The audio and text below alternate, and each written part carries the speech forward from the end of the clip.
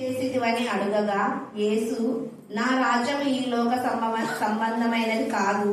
నా రాజ్యం ఈ లోక సంబంధమైనదైతే నేను యూదులకు అప్పగింపబడుకుంటున్నట్లు నా సేవకులు పోరాడుదురు గాని నా రాజ్యం ఇహ సంబంధమైనది కాదనెను. అందుకు పిలాతు, నీవు రాజువా అని ఆయనను అడుగగా యేసు, నీవన్నట్టు నేను రాజునే. సత్యమును గూర్చి సాక్ష్యమిచ్చుటకు నేను పుట్టి తిని, ఇందు నిమిత్తమే ఈ లోకమునకు వచ్చి తిని, సత్య సంబంధి అయిన ప్రతి వాడును నా మాట వినుననెను. అందుకు పిలాతు, సత్యమనగా ఏమిటి అని ఆయనతో చెప్పెను.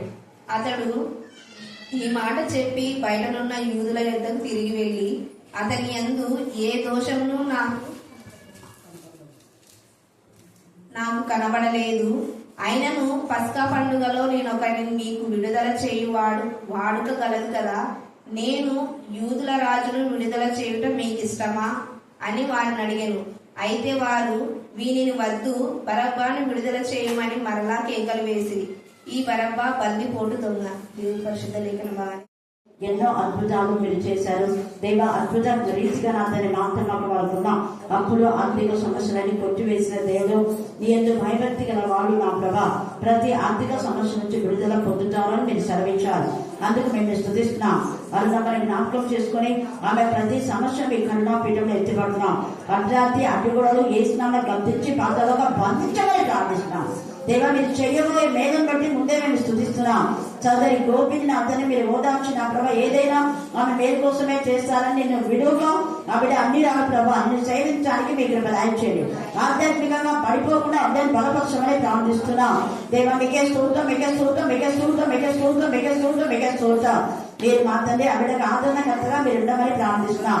గోపికి ఇచ్చిన పిల్లలు కూడా మీరు జ్ఞాపకం చేసుకోమని ప్రార్థిస్తున్నాయి. ఆ స్తోత్రం దేవా, మీకే లక్ష్మి నా తండ్రి దేవా, మరి వారి పంట పొలం మీరు ఆస్వాదించినారు, మేము స్తుతిస్తున్నాం. వారి కుమార్తెలు వెనడే చీకటి శక్తులు ఏ శ్రమలో గర్భించమని ప్రార్థిస్తున్నాం. స్తోత్రం దేవా, మీకే స్తోత్రం, మీకే స్తోత్రం, మీకే స్తోత్రం. సెలవుల కాలంలో బిడ్డల టైం వృధా చేయకుండా సద్వినియోగం చేసుకుని వాక్యంతో నింపబడినా కూడా మీకు దయచేయండి.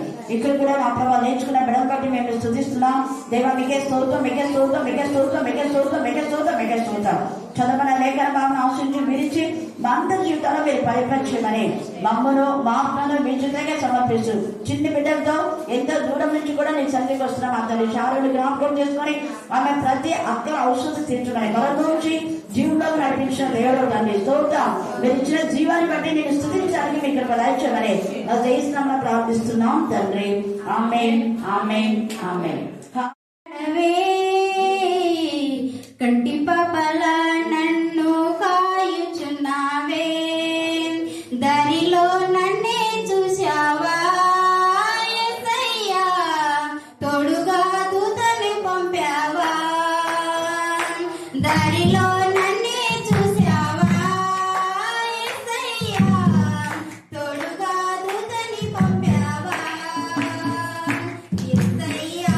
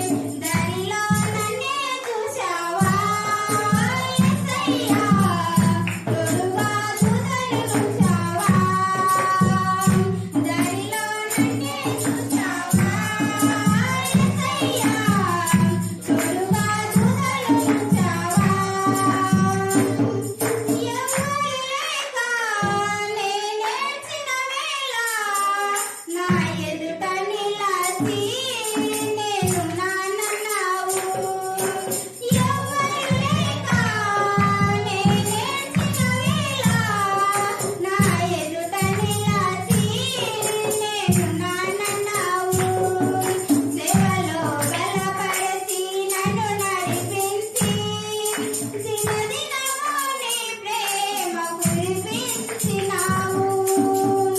బలువై నీవై ఉన్నావా యేసయ్యా, భయమేమి లేదని అన్నావా. బలువై నీవై ఉన్నావా యేసయ్యా, భయమేమి లేదని అన్నావా. యేసయ్యా యేసయ్యా యేసయ్యా నా యేసయ్యా, యేసయ్యా యేసయ్యా యేసయ్యా నా యేసయ్యా. నిలవలె నా తోడు ఉన్నవాడవే, కంటి పాపలా నన్ను కాయుచున్నావే. నిలవలె నా తోడు ఉన్నవాడవే, కంటి పాపలా నన్ను కాయుచున్నావే. దారిలో నన్నే చూశావా యేసయ్యా, తోడుగా దూతలు పంపావా. దారిలో నన్నే చూశావా యేసయ్యా, తోడుగా దూతలు పంపావా. యేసయ్యా యేసయ్యా యేసయ్యా నా యేసయ్యా, యేసయ్యా యేసయ్యా యేసయ్యా నా యేసయ్యా.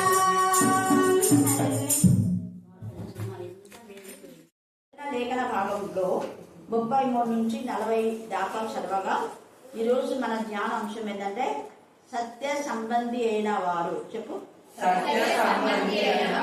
సత్య సంబంధులు అని కూడా మనం అనొచ్చు. సత్య సంబంధులు ఎలాగ ఉంటారు, సత్య సంబంధుల ద్వారా మరి ఏం చేస్తారు, వాళ్ళ క్యారెక్టర్ ఏంటి అనేది మనం ఇక్కడ చూస్తున్నాం.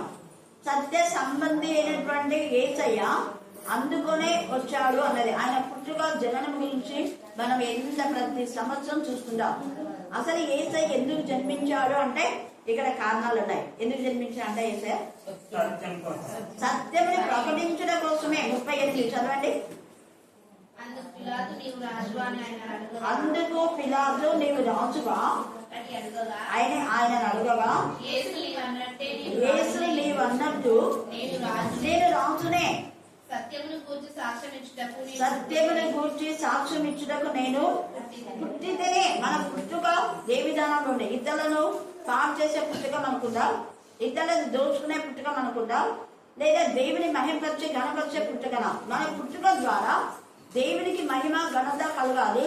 మనకు ఆశీర్వాదం, ఇతరులకు కూడా ఆశీర్వాదకరంగా ఉంటాం. మనకు ఆశీర్వాదంగా మనం ఉన్నామంటే 100% ఇతరులకు మనం ఆశీర్వాదకరంగా ఉంటాం. మనకే ఆశీర్వాదం లేకపోతే వేరే వాళ్ళకి ఆశీర్వాదకరంగా ఉండవు. యేసయ్య ఎప్పుడు ఎవరికి ఆటంకం చేయలేదు, ఎవరిని దోచుకోలేదు, ఎవరిని కూడా మరి యేసయ్య తన యొక్క పనుల కోసమే వినియోగించుకోలేదు. ఆయననే పరిచారం చేయడానికి రిక్తుడై, మనం లేఖన భాగంలో చూస్తే రిక్తుడై అంటే అన్ని వదిలేసుకొని తండ్రి అయిన దేవుని సన్నిధిలో కెరాపులు శరాపులు, మరి ఆయన సైన్యం చాలా కోట్ల కొద్ది లెక్కింపలేని సైన్యం ఉంది. ఆ మహా సైన్యంను మనం చూస్తే యోవేలు ప్రవక్త కూడా ప్రవచిస్తారు ఆయన సైన్యం ఎలాగో ఉందో. ఆ గుర్రంలో అంట ఒకదానికొకటి అటు ఇటు చూడకుండా ఒకదానికొకటి తోసుకోకుండా వెళ్తాయంట. ఇది యోవేలు చదవండి, ఎన్నిసార్లు చదివితే అన్ని మర్మాలు దేవుడు బయలుపరుస్తాడు. దేవుని యొక్క మహా సైన్యం అవి ఒకదానికొకటి తప్పులాడక ఒకదానికొకటి హాని చేయక నేరుగా పోతాయంటారు. అంటే దేవుడు ఏం చెప్పినాడో ఆ పని చేయడానికి. ఇలాగ యేసయ్య కూడా ఒక్కరికి హాని చెయ్యని విధానంలో, ఒకరికి దోచుకోకుండా ఒకరికి హాని చేయకుండా దేవుడు చెప్పిన విధానంలో సత్యంలో ప్రకటించక మాత్రమే నేను పుట్టింది అంటున్నాడు. మన పుట్టుక దేవునికి మహిమకరంగా ఉందా? మన పుట్టడం ద్వారా వీడు ఎందుకు పుట్టినాడో అనే విధానంలో ఉందా? వీడు పుట్టకుండా బాగుండును అనే విధానంలో ఉందా? చాలా మంది తల్లిదండ్రులు తమ కుమార్తెలు ఇట్లా అంటారు. మొన్న ఒక ఆమె వచ్చింది అంటే ఆమె ఇంతకుముందు ఏది పోయినప్పుడు మాత్రం వస్తుంది. ఆమెకి ఎప్పుడు కన్నా పిల్ల గుర్తొస్తా అంటే ఏం పోతే అప్పుడు గుర్తొస్తుంది. ఒకసారి రేషన్ కార్డు పోయింది, డబ్బులు పోయినాయి, సెల్ పోయింది, మళ్ళీ మొన్న పోయినప్పుడే నీకు గుర్తొస్తా కన్నా పిల్ల ఉంటా. నేను యథార్థంగా మాట్లాడతా కాబట్టి అట్లగా టీచర్ ఇట్లనైంది, నువ్వు ఎక్కడ పోతున్నా అక్కడ ప్రాణం చేయించుకో, మళ్ళీ అంత దూరం నుంచి ఇక్కడికి ఎందుకు వస్తావు నువ్వు అన్నా. కానీ ఇక్కడికి వచ్చి నేను ప్రేయర్ చేయించుకోపోయినాక మళ్ళీ దొరికింది అనేది. దొరుకుతుంది, ఎందుకు దొరుకుతుంది అంటే అప్పుడెప్పుడో నువ్వు దైవికంగా ఇక్కడ ఉన్నావు కాబట్టి అప్పుడు చేసిన దాన్ని బట్టి దేవుడు కృప చూపించినాడని ప్రతిసారి అలా అవుతుందని అనుకోవద్దు అన్నాం. తర్వాత వచ్చింది మళ్ళీ దొరికిందంటే దొరకలండి, ఇంకా ఇంతేనా. మనం చేసిన వేళను మర్చిపోతే అలాగనే ఆమె అన్ని ఏమనిందంటే, నేను అప్పుడు బాగా ఉంది, మా కుటుంబము ఉద్యోగం వచ్చింది, గవర్నమెంట్ జాబ్, నా స్టూడెంట్ వాడు. అసలు తల్లి అని కూడా మాట్లాడడం మేడం ఎంత బాధ ఏడ్చేసింది అంటే, తల్లి అనే మాట నీ కొడుకు అనకుండా ఉన్నాడు అంటే దానికి కారణం నువ్వే అన్నాను. నేనేం చూస్తే మేడం అంటే నువ్వే. అప్పుడు వాక్యంలో ప్రార్థన పెంచినావు, బాగా తీసుకొస్తుంది, ప్రార్థన చేపిస్తుంది, ఈ ప్రార్థన చేస్తున్నావు, నువ్వు రావడంలో నీ కొడుకు రావడంలో ఇంతే. ఎవరైతే తల్లులు కానీ కుమారులు కానీ కుమార్తెలు కానీ దేవుని సన్నిధికి దూరం అయితే ఆ కుటుంబంలో అంత బీభత్సమే. ఇంకా ఒకరికి సరిపోకుండా చేస్తున్న వాక్యంలో ఏసైనా అన్నాడు, అత్తకు కోడలకు వైరం పెట్టాడు. మీరు అనుకుంటున్నారా నేను సమాధానకర్తనే. ఎవరికి సమాధానకర్త అంటే ఆయనకు ఇష్టమైన మనుషులకు భూమి మీద సమాధానం. దేవుడికి ఎవరైతే ఇష్టంగా ఉంటారో వాళ్ళకి 100% సమాధానమే. వాళ్ళకు నేను సమాధానకర్తనే, వాళ్ళకు నేను రాస్తునే, వాళ్ళకు నేను ప్రభువునే, వాళ్ళకు నేను దేవుడనే, వాళ్ళకు నేను తల్లిగా ఆదరణకర్తగా, ఆశ్రయదుర్గంగా, ఒక మంచి స్నేహితుగా, ఒక మంచి గైడ్గా, ఒక మంచి డాక్టర్గా, నేను కాపరిగా, ప్రధాన కాపరిగా నేనే ఉండి వాళ్ళకు నేనే బోధిస్తా. ఎంత బాగా చెప్తారు. నేనే బోధకు, నా ద్వారా వాళ్ళు విని వాక్యాన్ని ప్రకటిస్తారు. నేను సత్యమును విన్నాను, అదే సత్యం నేను బోధిస్తానన్నా. శిష్యులకు అలాగే బోధించారు, మనం కూడా అలాగే బోధిస్తాం. అలా మనం చూస్తే అది ఎప్పుడు మర్చిపోకూడదు. మీరు మీ గుండెలో రాసుకోవడం. 2 కొరింథీ 6:18. 2 కొరింథీ 6:18. దేవుని ఆలయములకు విగ్రహములతో ఏం కొద్దిగా విగ్రహారాధన మానేస్తాం అంటారు, కానీ విగ్రహాలంతా హృదయంలోనే ఉంటాయి. విగ్రహారాధికులు హైందవులు ముఖ్యంగా అంటే అందరూ కాదు, కొంతమంది దేవుని తెలియనటువంటి హైందవులు క్రూరమైన ఆలోచన ఏంటంటే యేసయ్య బిడ్డలను టార్గెట్ చేయడమే. ఎవరైతే క్రైస్తవులని అనబడతారో వాళ్ళని టార్గెట్ చేస్తారు. ఇప్పుడంతా మనం చూస్తున్నాం, రోజుకి ఒక న్యూస్ ఇదే. ఎవరైతే యథార్థంగా వాక్యం చెప్తారో వాళ్ళకి నచ్చదు. ఇక్కడ యేసయ్య యథార్థంగా వాక్యం చెప్పాడు, సత్యం చెప్పినాడు, అబద్ధం చెప్పారా? ఏం చెప్పినాడు ఆయన? మళ్ళీ చెప్పారా? మళ్ళీ చెప్పారా? సత్య సంబంధి ఆయన, సత్యం చెప్పడానికి నేను పుట్టానన్నాడు. మరి అలాగే సత్యం చెప్తే మన వాళ్ళకి నచ్చదు. మనం దానం అన్నారు టీచరు, మనం పెద్ద చిన్న లేకుండా మాట్లాడుతుంటే మరి పెద్దలు అన్యాయం చేయొచ్చా అన్నాను. అవ్వమని నేను కూడా తిన్నాను వాళ్ళను నేను అన్నాను. పెద్దలు మరి అదేంటి పంచాయతీతో పోతారు, పోయి డబ్బులు తీసుకొని న్యాయాన్ని అన్యాయంగా మారిస్తే దేవుడికి క్షమిస్తాడా అన్నా. నేను కూడా వచ్చినానమ్మా ఆ విషయంలో అన్నా. మరి నువ్వు వరిస్తే నేనేమన్నారు, మేము మాత్రం అసలు అన్నమాట. ఇక్కడ ఎంతమంది వీళ్ళను గద్దించినా, ఎంతమంది వీళ్ళని చీచానా వీళ్ళకి పట్టలేదు, కానీ యేసయ్య అన్నడమో వాళ్ళకు నచ్చలేకపోతుంది. యేసయ్య సత్యాన్ని నేను చెప్తున్నా. వాళ్ళు మీ దగ్గర డబ్బు తీసుకొని మీ ముందు ముఖాన మంచిగా అంటే వెనకాల పోయి మళ్ళీ మీ గురించి ఎన్ని మాట్లాడినా అని మాట్లాడతారు. కానీ యేసయ్య యథార్థంగానే నేను మీ ఎదుట బాహటంగా నేను మాట్లాడినాను కదా, మరి మంచి మాట నేను ఆడితే ఎందుకు మీరు నన్ను కొడుతున్నారు? దేని బట్టి కొడుతున్నారు? నాకు దేని బట్టి నాకు ఈ శిక్ష విధిస్తున్నారు? క్వశ్చన్ చేస్తున్నా. అందుకే ఇక్కడ పిలాతు కూడా అడుగుతున్నాడు, నీవు యూదుల రాజువా అన్నాడు. నీవన్నట్టే అన్నాడు. చూసారా, ఏమాత్రం దాచుకోరా. యూదులు అంటే దాని అర్థం ఏంది? ఆల్రెడీ పిలాతు అధికారంలో ఉన్నాడు యూదులకు. అంటే నువ్వు కాదు నేనే రావచ్చునని, నువ్వు ఏదో తొద్దులాగా వచ్చింటావు. యాక్చువల్గా ఒక ఆయన భార్య దేవుని ఎందుకు భయభక్తి కలిగింది, పిలాతు భార్య. యూదురాల ఇంటి చిగ్గు లేకుండా అన్ని చేసుకుంది పిలాతు అన్ని. కానీ కొంచెం మనసాక్షి తెలవాలి. అన్యుడు వెళ్తున్నారు, వాక్యంలో ఉంది, మీరు దేవుడికి విరోధంగా చేస్తే అన్యుడు వెళ్తారు ఆ యొక్క మా సమాజ మందిరాలను బిడ్లను అనింది. ఆ ప్రవచన నెరవేర్చబడింది. అందుకని నువ్వు యూదుల రాజు అన్నాడు, నువ్వు అన్నట్టే అన్నాడు. నువ్వు రాజు కాదు నేనే రాజున్నాను. ఎంత ధైర్యం చూడండి. ఒక రాజు ఎదుట ఈ రాజుకు ఈక్వల్గా ఉన్నాడు పిలాతు. అలాగా ఏమంటున్నాడు, యూదుల రాజు నీవేనా అని ఆయన అడగగా, యేసు అంతటా నీవే ఈ మాట చెప్తున్నావా అనుచున్నావా, లేక ఇద్దరు నీతో నన్ను గురించి అనుచున్నావా? ఎంత చెప్తున్నాడు. నీ అందరు నీకు తెలిసిందా నేను యూదుల రాజునని? వేరే వాళ్ళు ఏమని చెప్పారా నీకు? అలా భార్య చెప్పింది, ఆయన నీతిమంతుడు నేను విన్నా, ఆయన జోలికి పోవద్దు అని చెప్పింది భార్య. తప్పు తెలుసుకొని పశ్చాత్తాపడి యేసయ్య గురించి శివాలయ సమర్పించింది. అలాంటి భార్యలు ఉన్నారా? భర్త తప్పు చేస్తే సమర్థించే భార్యలు ఉన్నారు. ఆహాబులాగా. ఆహాబు దేవునితో భయభక్తి కలవాలే, కానీ అన్ని రాళ్ళైనా యెజబేలు చేసుకున్నందుకు యెజబేలు యొక్క మాటలు విన్నాడు. నాబోతు యొక్క ద్రాక్ష తోట అది నా పిల్లలున్నది, నా పిల్లల స్వాస్థ్యం, నేను ఇంటి పరిస్థితిలో ఇవ్వను దాన్ని. దానికి ఎంతో ఆస్తుంది, ఆహాబుకి ఎంతో ఆస్తుంది. ఒక రాజు అంటే ఎన్ని కోట్ల ఇది ఉంటాయి, కానీ వాడికి ఇది ఒక్క చోట కావాలి. నాబోతు ఒక్కడే. మళ్ళీ ఏమంటాడు, ఇది నాకు ఇస్తే నేను ఇంకా మంచిది ఇస్తా, నువ్వు ఎంత మంచిది నా కోట్లు వస్తుందా నాకు ఉంది, నాకు ఇదే కావాలి. అది నా పిల్లల్లో వస్తే, నా పిల్లల్లో నువ్వేంటి అడిగేది? నా పిల్లల కష్టార్జితం అది నీ కష్టార్జితం కాదు.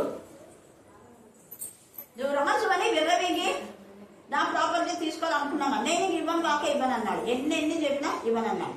అప్పుడు ఇదేం చేసింది యెజబేలు, అది కావాలి కదా నీకు, ఏం పర్వాలేదు, నేను ప్లాన్ చేస్తాను.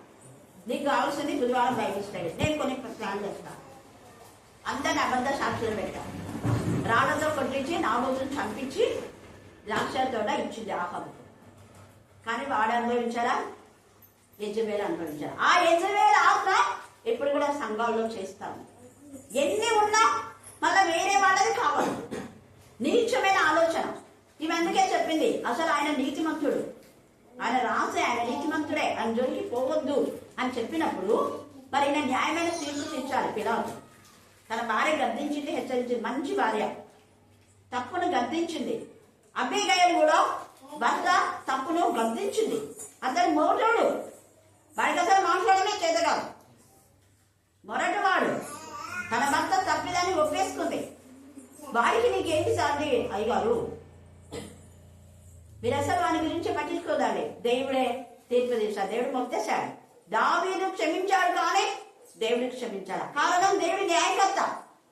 న్యాయకర్త అయిన దేవుడు తప్పుని ఎప్పుడు క్షమించాడు. అందులో తెలిసి చేస్తే వాక్యమేమో నిన్ను వల్ల నీ పొరుగువాన్ని ప్రేమించమంటాం. ఎవరు ప్రేమిస్తున్నాం?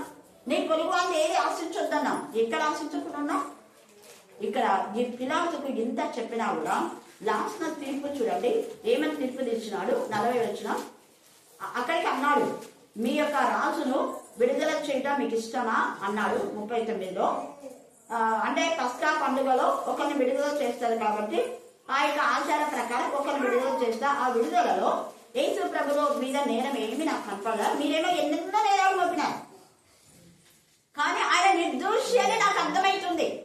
నిర్దోషి అని తెలిసినటువంటి పెద్దలు కానివ్వండి, సంఘంలో ఉన్న వాళ్ళు కావండి, మిగతా వాళ్ళు కావండి, మరి ఏం చేస్తున్నాం?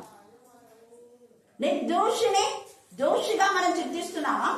అతను నిర్దోషి అని తెలిసినప్పుడు ఆయనను వదలాలి కదా, వదలలేదు. ఏమంటున్నాడు, వీనిని వద్దు, బరబ్బాని విడుదల చేయమని మరలా కేకలు వేసి, ఈ బరబ్బా ఎవరు? బందిపోటు దొంగ. ఒక దొంగ. దొంగ అంటే దోచుకునేవాడు. సంఘాల్లోకి వచ్చేది ఈ అపవాది దొంగతనము, హత్య, నాశనం చేయడానికి వస్తుంది. ఏదంటాడో, నేను మీకు నిజమైన కాపరి. యోహాను 10 మీకు బాగా తెలుసు కదా, నేను నిజమైన కాపరి. నిజమైన కాపరి గొర్రెల కోసం ఏం చేస్తాడు? ప్రాణం పెడతారు. నిజమైన కాపరి వాళ్ళు ప్రాణం తీస్తారు. ప్రాణం తీసే కాపరులు ఉన్నారా? ఈయన నిజమైన కాపరి. ఈయన యూదులకు నిజమైన రాజు.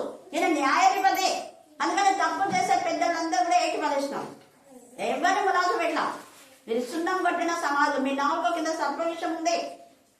మీరు కీడుని గురించి మాట్లాడతారు. మీరు వేషధారులు. మీరు ఎన్ని మాట్లాడుతున్నారో. పైకి భక్తి కలుగున్నారు, దాని శక్తిని ఆశ్రయించేవాళ్ళు.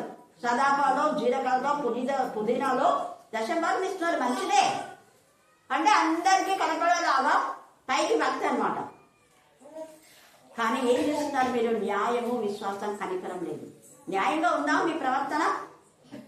ఇక్కడ పిలాతు తన భార్య చెప్పిన మాట విని చాలా మటుకు న్యాయం చేయాలనుకున్నాడే కానీ మళ్ళీ వీళ్ళ యొక్క దుర్గుణాలను బట్టి బరబ్బానే వదిలేస్తాడు. ఎంత బాధ చూడాలి. అదే నాకు బాధ అనిపిస్తుంది. పిలాతుకు ఈయన నిర్దోషని అదే చెప్తున్నాడు. ఇలాంటి అధికారులు ఉన్నా ఉంటే లేకపోయినా ఉండే భార్య హెచ్చరించింది. ఈయన దేవుని కుమారుడే ఆయన కూడా తెలుస్తుంది. ఈయనలో ఏ నేరం లేదని అంటున్నాడు. ఎంత గుండె కొద్దిగా ఉంటుంది. నాకు కూడా అదే అనిపిస్తుంది. ఏ నేరం లేదు అని తెలిసి కూడా ఎందుకు నేరారోపణ చేస్తారు వీళ్ళు? మేలు పొందుకొని ఎందుకు కీడు చేస్తారు? నాకు అది ఎంత బాధ అనిపిస్తుంది అంటే మేలు ఎవరెవరికైతే మేలు చేస్తామో వాళ్ళే కీడు చేస్తుంది, వేరే వాళ్ళు కాదు. ఇక్కడ యూదుల కోసమే యేసయ్య వచ్చాడు. యూదులందరినీ రక్షించడం కోసమే యేసయ్య వచ్చాడు. యేసయ్య అంతవరకు యూదుల గురించి ఎక్కువగా ఆయన టార్గెట్ చేశాడు. యూదుల ద్వారానే రక్షణ. అందుకే యూదయ దేశం బెత్లెహేమ యూదా ప్రజలు నువ్వు ఎంత మాత్రం అల్పమైన దానవు కాదు. యూదుల నుంచి తండ్రి అనే దేవుడు ఏర్పాటు చేసుకుని యూదులకు రాసైన యూదుల రాజైన ఒక రాజుగా న్యాయం చేకూర్చాలని యేసయ్య తన ప్రాణంను పణంగా పెట్టాడు. ఇక్కడ అంటున్నాడు కదా, నీ స్వజనమును అంటున్నాడు. వాళ్ళ జనం కాదు, నీ స్వజనం అంటే యూదులు. నీ స్వజనమును ప్రధాన యాజకులను నిన్ను నాకు అప్పగించారు కదా. ఎంత బాధ. ఒక యాజకుడైన సిగ్గు లేకుండా అప్పగించిన దేవునికి ఏం లెక్క చెప్తాను. ప్రధాన యాజకుడు చూడండి, నిన్ను నాకు అప్పగించినారు కదా, నీవేమి చేసివని అడగగా యేసు నా రాజ్యము ఈ లోక సంబంధమైనది కాదు. అదే నేను చెప్పాను. నా రాజ్యము ఈ లోక సంబంధమైనది కాదు కాబట్టి మేము ప్రత్యేకంగా ఉంటాం. మేము దేవునికి చెందిన వాళ్ళం ప్రత్యేకంగానే ఉంటాం. అందుకని అంటున్నాడు ఇక్కడ సంబంధమైనది కాదు, నా రాజ్యం ఈ లోక సంబంధమైనది అయితే నేను యూదులకు అప్పగింపబడకుండానట్లు ఎవరంట నా సేవకులు పోరాడుదురు. నేను ఇప్పుడు చెప్పినానంటే బంగారుపేట మొత్తం వస్తుంది. ఒక మాట చెప్తుంది. ఇక్కడ ఉన్న వాళ్ళు కూడా ఊరుకోండి. ఎందుకు కొంతమంది ఆల్రెడీ బాగా అర్థం చేసినారు ఇక్కడ. నా సేవకులు, మీరు దేవుని సేవకులైతే న్యాయం కోసం పోరాడాలి. ఎక్కడైనా, ఇక్కడనే కాదు. నా సేవకులు పోరాడదు కానీ నా రాజ్యం ఇహ సంబంధమైనది కాదనను. దేవుడు ఎక్కడైనా వాక్యం చెప్పమన్నాడు కాబట్టి అది వాక్యం చెప్తాం. మేము ఇక్కడే చెప్పాలనేది నాకు లేదు. అలాంటి వల్లే చెప్పాలని దేవుడు ఏం చెప్పలేదు. ఎక్కడైనా వాక్యం చెప్పాలి. ఆత్మలు కావాలని అంతే. ఆత్మల సంపాదన. ఏసై వచ్చింది అందుకే, ఏసై పుట్టుక అందుకే. ప్రతి ఒక్కరి హృదయంలో ఏసై జన్మించాలి. పశుల పాకలో కాదు. పశుల పాకలో ఏసయ్య జన్మించలేదు కానీ ఆ దారిలో జన్మిస్తే అక్కడ తీసుకుపోయి పశుల పాకలో పరుండబెట్టారు. పశుల పాక ఎవరైనా చూడడానికి వెళ్తారా? వెళ్ళారు. ఈవెన్ ఆ యజమాని కూడా పోడు. 9 పాకలు ఉంటాయి. పశుల పాకలోకి ఎవరు వెళ్తారు? పనివాళ్ళు. పని చేసే గాసగాడు ఉంటారు కదా, మీ భాషలో చెప్పాలంటే గాసం చేసే వాళ్ళు పోతారు. అంతేగాని యజమాని ఎప్పుడు పోడు, ఎప్పుడో లేదు. మరి యేసయ్య ఒక దాసులాగా అక్కడికి వెళ్ళాడు. రిక్తుడై అందుకే సమస్తంలో వదులుకొని ఒక దాసులాగా. దాసులు ఏం చేశారు? పాకలంతా శుభ్రం చేశారు. యేసయ్య జననం ఎప్పుడైతే యేసయ్య పుట్టారో పొత్తి గుడ్డలతో చింకి పాదంతో మనకు రాజవస్త్రాలు ఇవ్వడం కోసమే పొత్తి గుడ్డలతో యేసయ్య ఇష్టపడ్డారు. ఆ పొత్తి గుడ్డలతో యేసయ్యని అక్కడ పరుండ పెట్టగానే దేవదూతలు వచ్చారు. దేవదూతలు పెద్ద రెక్కలు ఊపుతుండే అక్కడ ఉన్న దుమ్ము చల్ల చెదరైపోయింది. రాత్రి కాల సమయంలో నిజంగా యేసయ్య నీ హృదయంలో జన్మిస్తే నీకు అసలు పాపం అనేది ఉండదు. దుమ్ము చెదరం పారిపోతున్నది మన దగ్గర నుంచి. అది అసలు మనకు హాని చేయదు. అది ఎంత దుర్గంధం ఉంటుంది. మన లక్షణాలు, మన బ్రతుకులు అందరికీ దుర్గంధం లాగా ఉన్నాయేమో. ఈ రాత్రి మన జ్ఞాపకం చేయాలి. యేసయ్య పుట్టుక ఎందుకంటే సత్యము. సత్యం అంటే ఎంత మాధుర్యమైంది. సత్యమును గూర్చి సాక్ష్యం ఇచ్చినకు నేను పుట్టి. సాక్ష్యం ఇచ్చడం పుట్టానంటే సాక్ష్యం చెప్పొద్దు అంటారు. ఫలానా వాళ్ళ పేరు చెప్పొద్దు అంటారు. ఎక్కడ యేసయ్య పేరు చెప్పొద్దు అంటారు. అక్కడ ఇంకా గట్టిగా వేసినాడు. ఆ యొక్క గుడ్డి భిక్షకుడు భక్తిమే కదా మాట్లాడద్దు. నువ్వు యేసయ్య పేరు చెప్పొద్దు ఎట్లొద్దు అంటే ఇంకా గట్టిగా. ఇక్కడ వాక్యం చెప్పొద్దు అంటే పేరు వాళ్ళు అక్కడనే ఎక్కువ వాక్యం చెప్పినాం. అక్కడనే ఆత్మ రక్షించబడ్డాయి. అక్కడనే 3000 మంది రక్షించబడ్డారు, ఆత్మతో నింపబడ్డారు. They are not ordinary peoples, extraordinary peoples అయిపోయారు. వాళ్ళు మళ్ళీ అనేకులను ప్రభులోకి నడిపించినారు. గ్రీకు దేశం స్త్రీలు చాలా జ్ఞానవంతులు. పౌలు చెప్పిన మాటలు విని అలాగ ఉన్నాయో లేదో అని సర్చ్ చేస్తున్నారు. చేసి అలాగ ఉన్నాయి యాజ్ గా చెప్పాడు పౌలు. నేను క్రీస్తుని పోలు నడుచుకున్న ప్రకారం మీరు కూడా ఎవరిని పోలాలో అది నేను క్రీస్తు నేను అన్నాడు పౌలు. అంటే పౌలుకి ఏం గర్వమైనా? అదే పౌలు ఒకడు పౌలు వాడని ఒకడు అపోలో వాడని అన్నాడు. అక్కడ ఎందుకు అన్నాడంటే గొడవ పడుతున్నారు రావు కాబట్టి. అదే పౌలు నేను క్రీస్తుని పోలి నడుచుకున్నా, మీరు నన్ను పోలి నడుచుకున్నా అన్నాడు, కానీ క్రీస్తుని పోలి అన్నాడు. కారణం మీరు డిఫరెన్స్ గుర్తుపెట్టుకోవాలి. ఇక్కడ ఎందుకు అట్లా అన్నాడు, అక్కడ ఎందుకు అట్లా అన్నాడు. అక్కడ గొడవలు పడుతుంటే అన్నాడు. నేను క్రీస్తుకు చెందిన వాడనని ఎన్నిసార్లు అంటాడు. నేను క్రీస్తుకు చెందినవాడని మీరు కూడా క్రీస్తులో ఉండండి. క్రీస్తుని పోలి నడుచుకున్నా ఏమైనా పిల్లలాగా ఎఫెసీ 5వ అధ్యాయం. ఇక్కడ యేసయ్య కూడా నేను సత్యమును ప్రకటిస్తున్నాను, సత్యంలో సాక్ష్యం ఇస్తున్నాను. సాక్ష్యం ఏంటంటారు? సాక్ష్యం ఇవ్వకుండా చేసేది దురాత్మ. ప్రకటన 12లో సాక్ష్యం ఇవ్వకుండా వాడు ఆటంకం చేస్తాడు, వాడు బతికంతే. అందుకని ఇక్కడ యూదులకు అప్పగింపబడకున్నాడు, నా సేవకులు పోరాడుదురు, కానీ నా రాజ్యం ఇహ సంబంధమైనది కాదని. అందుకు పిలాతు నీవు రాజువా అని ఆయన అడగగా, యేసు నీవన్నట్టు నేను రాజునే, తేటల భయం లేకుండా చెప్పేస్తున్నా. అవును, నేను కూడా ఇదే ధైర్యం. దేవుడు నాకు అప్పగించబలది. దేవుడి చేత మిషనరీస్ అప్పగించిన పని. మీరెవరు ఆ పనిని ఆఫ్ చేయడానికి? మీరు ఆఫ్ చేస్తే ఆఫ్ అవుతుందా? ఇంకా ఎక్కువ చేస్తాడు దేవుడు. అందుకే నేను చెప్తున్నా, వారంలో 2 సార్లు సైతాన్ని శోధిస్తే చెప్పకుండా దేవుడు వారంలో 10 సార్లు, ఒక్కోసారి 11 సార్లు అవుతుంది. అప్పుడు నెలలో 30 మెసేజ్లు అవుతాయి. హల్లెలూయా, హల్లెలూయా, హల్లెలూయా, హల్లెలూయా. అందుకు పిలాతు నువ్వు రాజు అంటే అవును నేను రాజునే అని ఆయన అడగగా, యేసు నీవన్నట్టు నేను రాజునే, సత్యంని గురించి సాక్ష్యం ఇచ్చుటకు నేను పుట్టితిని, ఇందు నిమిత్తమే ఈ లోకములకు వచ్చి తిని, సత్య సంబంధి అయిన ప్రతి వాడును ఎవరి మాట వింటా అంట. నేను చెప్పేది అదే. దేవుని ఎందుకు భయభక్తి కల వాళ్ళు మాత్రమే ఇక్కడికి రావాలని నేను ప్లాన్ చేస్తాను. దేవా నీ ఎందుకు భయభక్తి ఎవరుంటారో వాళ్ళే రావాలా, నీతిగా నిజాయితీగా ఉండే వాళ్ళే రావాలా. నిన్ను ఎవరైతే హత్తుకొని ఆనుకొని చూపిస్తారో వాళ్ళనే, నువ్వు ఎవరిని కనిపిస్తావో వాళ్ళని పంపించు, ఎవరిని ఆశ్రదిస్తావో వాళ్ళని ఆశ్రదించు, ఎవరిని స్వస్థపరచో వాళ్ళని స్వస్థపరచు, ఎవరి జీవితంలో అద్భుతాలు చేయాలనుకున్నా వాళ్ళు మాత్రమే పంపుదేవా అంటాను. అలాగా మీరందరూ అద్భుతాలు పొందుతున్నారు. ఇక్కడ యేసయ్య కూడా అదే అంటాడు, సత్యముల గురించి. తర్వాత అంటున్నాడు కదా పిలాతు, అతని ఎందుకు ఏ దోషం నాకు కనబడలేదు, దోషం లేదని తెలిసి నేను అదే అంటా. దోషం లేదని మీకు తెలిసినప్పుడు మరి మీకు ఊకుంటే దేవుడు లెక్క అడుగుతాం. అంటే వాళ్ళకు భయపడి వీళ్ళకు భయపడి మౌనంగా ఉంటారా? ఈ రోజు మీరు మౌనంగా ఉంటే ఏదో ఒక విధంలో దేవుడు తన పిల్లలకు సహాయం చేస్తాడు. ఇప్పుడు చేశాడు సహాయం.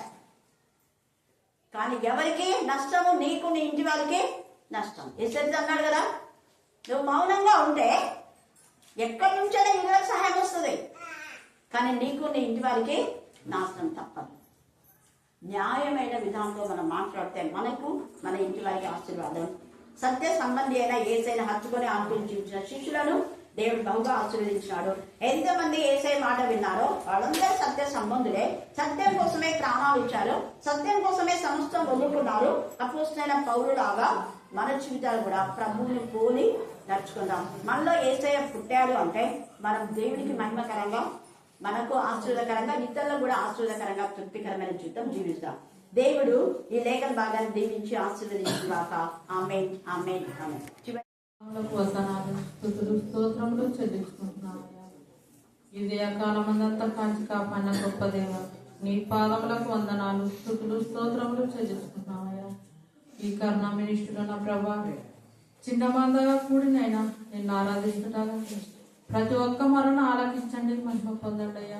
దేవా, ఇంతవరకునైనా పాటల ద్వారా మీరు పొందిన గొప్ప దేవ, నీ పాదములకు వందనాలు, స్తుతులు, స్తోత్రములు చెల్లించుకుంటున్నామయ్యా. దేవా, ఇప్పుడు నా ప్రభా, చిన్న బిడ్డలో నీ ఆత్మీయ మాటలు చెప్పుచున్నానైనా ఆ బిడ్డలలో మీరే తోడు నిలవడం నడిపించండి, సహాయం చేయండి అయ్యా. ఈ రాత్రి కాల సమయంలోనైనా మీరే ఉండి నైనా మహిమ పొందమని అడుగుతున్నాం నా ప్రభా. ఎక్కడ 2-3 కూడి నా నామాన్ని ధ్యానితులు వారి మధ్య నేనుందని సెలవుచున్నా దేవా. మా మధ్యలో మీరు ఉన్నారని మేము నమ్ముతున్నాం నా ప్రభా. మీ పాదములకు వందనాలు, స్తుతులు, స్తోత్రములు చెల్లించుకుంటున్నామయ్యా. అక్క ద్వారానైనా ఇంకా నీ ఆత్మీయ మాటలైనా ఏ బిడ్డలైతే వినుచున్నారో నైనా ప్రతి బిడ్డలు మేలు పొందుకునే కృపను దయచేయండి దేవా. నీ పాదములకు వందనాలు, స్తుతులు, స్తోత్రములు నైనా. సాకు యాకోబుల దేవా, పరిశుద్ధుడు పరిశుద్ధుడు పరిశుద్ధుడు పరిశుద్ధుడు కూడబడుతున్న మా తండ్రి, ఈ నూతన సంవత్సరంలోనైనా, ఈ 2026 సంవత్సరంలోనైనా మమ్మల్ని నైనా ఈ నెల మొదలుకొనైనా సంవత్సరంత వరకునైనా మీరే ప్రతి గడియలో ప్రతి గంటలో ప్రతి సమయంలోనైనా కాచి కాపాడి కృప చూపండి. ఈ రాత్రికైనా ప్రతి యవనస్తురాలని కృపలో జ్ఞాపకం చేసుకున్నాయ్యా. వృద్ధాపంలో ఉన్న వారిని కనికరించండి అయ్యా. భయంకరమైన దినాలు వస్తున్నాయినా నీ కృపలోనైనా ప్రతి బిడ్డని ఆరాధించే జ్ఞానం నేర్పించండి అయ్యా.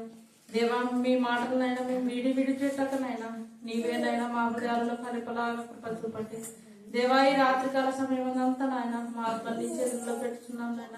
నీ నామానికి మహిమ ఘనత కీర్తి ప్రభావం కలిగించుకోమని యేసు పరిశుద్ధ నామమున ప్రార్థించి స్తుతించి అడిగి పెడుతున్నాం పరమ తండ్రి. ఆమేన్.